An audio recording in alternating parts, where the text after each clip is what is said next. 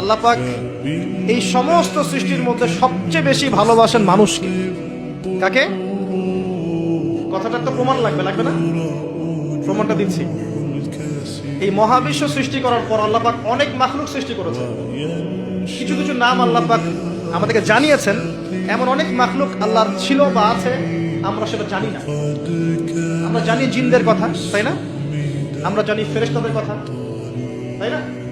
এই মহাবিশ্বে ফেরেশতারা আছে না? আমাদের এই পৃথিবীতে জিন জাতি আছে না? আছে। আর লক্ষ কোটি প্রজাতির মাখলুক তো আছেই। এই সমস্ত মাখলুকের মধ্যে আল্লাহ পাক মানুষকে সবচেয়ে বেশি ভালোবাসে।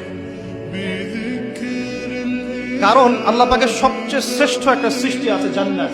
কি নাম? জান্নাত। এর চেয়ে বড় কোনো নিয়ামত আছে? এই জান্নাত কাদের জন্য? মানুষের জন্য। যাকে আপনি সবচেয়ে বেশি ভালোবাসবেন তার জন্য স্পেশাল একটা গিফট দিতে মন চায় না? চায় না? মনে করেন আপনি আপনার মাকে ভালোবাসেন, মন চায় না মাকে একটা সুন্দর বোরখা কিনে দেই, মায়ের থাকার জন্য একটা সুন্দর বাসা করে দেই, মায়ের টয়লেট করতে অসুবিধা না হয় টয়লেট সুন্দর করে দেই, মন চায় না? মন চায়। আল্লাহ পাক মানুষকে এত ভালোবাসেন যে মানুষের জন্য আল্লাহ পাক জান্নাত সৃষ্টি করেছেন।